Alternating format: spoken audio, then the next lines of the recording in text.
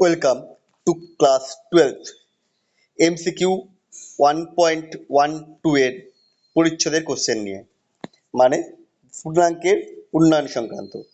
নির্দিষ্ট চাপে অনুদ্বায়ী দাবের দ্রবণের স্ফুটনাঙ্ক বিশুদ্ধ দাবক অপেক্ষা বেশি।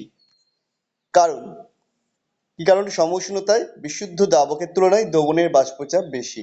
এটা একদমই ভুল। দ্রবণের বাষ্পচাপ সবসময় কি হয়? কম। বিশুদ্ধ দাবকের তুলনায় দ্রবণের বাষ্পচাপ কম।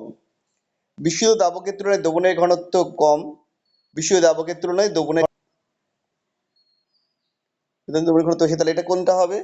এটা হবে হচ্ছে অপশন বি, দ্রবণের বাষ্পচাপ হ্রাস পায় সেই কারণে। পরের কোশ্চেনে কি বলছে? স্ফুটনাঙ্কের মোলাল উন্নয়ন ধ্রুবক কেবি হলো দ্রাবের বৈশিষ্ট্য সূচক রাশি, দ্রাবকের বৈশিষ্ট্য সূচক রাশি, দাবক উভয়ের প্রকৃতির উপর নির্ভরশীল। একটি অনুদ্বায়ী ও তড়িৎ বিশ্লেষ্য হলে এর মান বেশি হয়। এটা আসলে দ্রাবকের বৈশিষ্ট্য সূচক রাশি হবে। অপশন বি, দ্রাবকের উপর নির্ভর করে, দ্রাবের প্রকৃতির উপর নির্ভর করে না। পরের কোশ্চেন দেখো, এবং আমরা অঙ্কগুলো কিভাবে হচ্ছে অবশ্যই করে দেখাবো সমাধান করে। বিশুদ্ধ বেঞ্জিনের কেবি বলেছে 2.53 কেলভিন কেজি মোল ইনভার্স, স্ফুটনাঙ্ক 80.3 ডিগ্রি সেন্টিগ্রেড।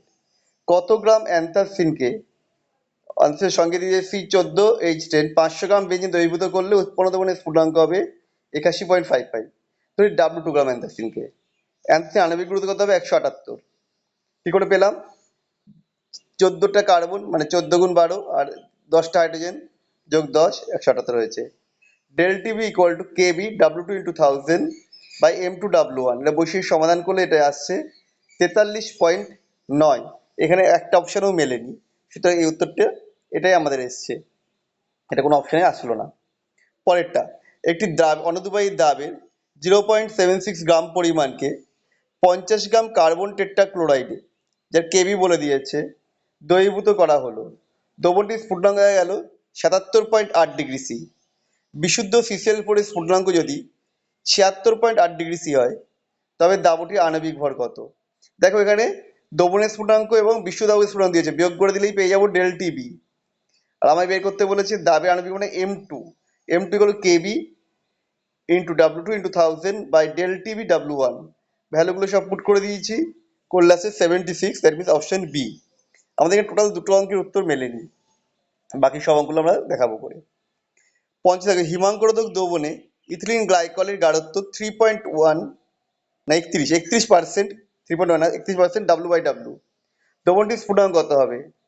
জলের কেবি আর ইয়ে দিয়ে দিয়েছে, স্ফুটনাঙ্ক দিয়ে দিয়েছে। দাবর পরিমাণ 31 মানে দাবক কত ছিল? 100 - 31, দ্যাট মিনস 69। আণবিক ভর কত? 62 ইথিলিন গ্লাইকলের। তাহলে del TB equal to KB W2 into 1000 by M2 W1। এটা সমাধান করে ডেল টিবি পেলাম 3.77। দ্যাট মিনস দ্রবণটির স্ফুটনাঙ্ক হবে 100 যোগ 3.77 মানে 103.77। That means option D. 30 degree centigrade উষ্ণতায় 90 গ্রাম জলে একটি বিশুদ্ধ দাব্য পদার্থের 6.0 গ্রাম দ্রবীভূত করে দ্রবণটির স্ফুটনাঙ্ক প্রাপ্ত দ্রবণটির বাষ্পীয় আপেক্ষিক পরিমাণ হচ্ছে 0.0196। দ্রবণটির স্ফুটনাঙ্ক 100 ডিগ্রি সি, স্ফুটনাঙ্ক বের করতে হবে। জলের স্ফুটনাঙ্ক 100 ডিগ্রি সি, কেবি দিয়ে দিয়েছে। তাহলে আমার প্রথম সূত্র আছে P0 - P by P0 equal to W2 by M2 by W2 by M2 plus W1 by M1, কারণ এখানে M2টা আমার বের করে নিতে হবে।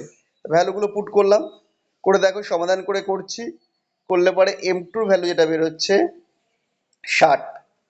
এবার এই যে M2 ভ্যালু 60 বেরো, সেটা দিয়ে আমি এই ফর্মে ফেলে দিলাম, del TB equal to KB W2 into 1000 by M2 W1।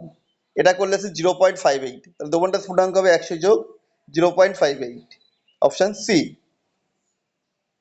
পরেরটা, 50 গ্রাম জলের কেবি বলে দিয়েছে 1.8 গ্রাম গ্লুকোজ এবং 0.6 গ্রাম ইউরিয়া আছে, মানে এখান থেকে আমার W2 দুখানা চলে এসছে, দেখতে হবে কি করা যায়। দ্রবণটা স্ফুটনাঙ্ক কত হবে বের করতে গেছে। তাহলে আমরা কি দেখলাম? 50 গ্রাম জলে মোট দাব আছে কত? 1.8 গ্রাম গ্লুকোজ। তাহলে গ্লুকোজ আণবিক গুরুত্ব 180, তাহলে 1.8 বাই 180। আর ইউরিয়া ছিল 0.6, আণবিক ভর 60, তাহলে 0.6 বাই 60। এটা করলে 2/100 আসবে, দ্যাট মিনস 1/50 মোল। তাহলে 1000 গ্রাম জলে কত দাব আছে? 2/5, এটাই হয়ে গেল মোলার গাঢ়ত্ব M. Del T equal to KB into M, put করে দিলে 0.21, দ্যাট মিনস দ্রবণটির স্ফুটনাঙ্ক হবে 100 যোগ 0.21, অর্থাৎ 100.21 ডিগ্রি সেন্টিগ্রেড বি। 50 গ্রাম CCl4 এ 1.08 গ্রাম অ্যাড্রিনালিন দ্রবীভূত করে প্রাপ্ত দ্রবণের স্ফুটনাঙ্ক হচ্ছে 0.59 ডিগ্রি সেন্টিগ্রেড। CCl4 এ কেবি বলে দিয়েছে, অ্যাড্রিনালিন আণবিক ভর এম বের করতে হবে। তাহলে M T equal to KB W T 2000 by del TB ডাব্লিউ1, ভ্যালুগুলো সব পুট করে দেওয়া হলো, করলে আসছে 183.05, অপশন বি। 400 গ্রাম CS2 এ বাইফিনাইল এত গ্রাম এবং অ্যান্থাসিন এত গ্রাম দ্রবীভূত করে দ্রবণের স্ফুটনাঙ্ক হচ্ছে। দেখো এই অঙ্কটা আমরা করেছি, কিন্তু এই অঙ্কটার উত্তর মিলবে না, কারণ এটা করতে গেলে যেটা আছে পরিমাণ ডাব্লুটা ঋণাত্মক হয়ে যায়, অর্থাৎ অ্যান্থাসিনের পরিমাণটা, বাইফিনাইলের পরিমাণটা ঋণাত্মক চলে আসবে, সেই কারণে এটা আমরা করতে পারিনি সলভ। তোমরা যদি পারো অবশ্যই কমেন্ট করো। একটা জলীয় দ্রবণের গাঢ়ত্ব গ্লুকোজের সাপেক্ষে 3.6% এবং সুক্রোজের সাপেক্ষে 5.13, দ্রবণটার স্ফুটনাঙ্ক বের করতে বলেছে। তাহলে 100 মাইনাস 3.6 গ্রাম, অর্থাৎ 96.4 গ্রাম জলে গ্লুকোজ আছে 3.6 বাই 180, তাহলে 1000 কত থাকবে 0.21 মোল। আর 100 মাইনাস 5.31, হ্যাঁ 5.13, অর্থাৎ 94.87 গ্রাম জলে সুক্রোজ আছে 5.13 বাই 342, তাহলে 1000 কত। তাহলে আমি দুটোর সাপেক্ষে দ্রবণের গাঢ়ত্ব বের করে নিলাম, দুটো যোগ করে দ্রবণের মোট মোলার গাঢ়ত্ব পেলাম 0.37 মোল, মানে এম পেয়ে গেলাম মোলার গাঢ়ত্ব। তা del T equal to KB into M, value করে পুট করে দিলাম, এসে 0.2, তাহলে দ্রবণটার স্ফুটনাঙ্ক হবে 100 যোগ 0.2, দ্যাট মিনস 100.2 ডিগ্রি সেন্টিগ্রেড।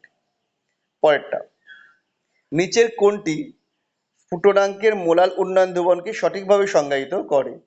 এখানে যেটা আছে তাদের মধ্যে অপশন সি হচ্ছে সঠিকভাবে সংজ্ঞায়িত করে, কারণ এটা খুব লঘু দ্রবণের ক্ষেত্রে প্রযোজ্য যায়, সেই কারণে এটা অপশন সি হবে। এমনিতে del T equal to KB into M, তাহলে KB equal to del T by M হওয়ার কথা, তো সেখান থেকে খুব লঘু দ্রবণের ক্ষেত্রে প্রযোজ্য, তাই ডেল দিয়ে দেখানো হয়েছে।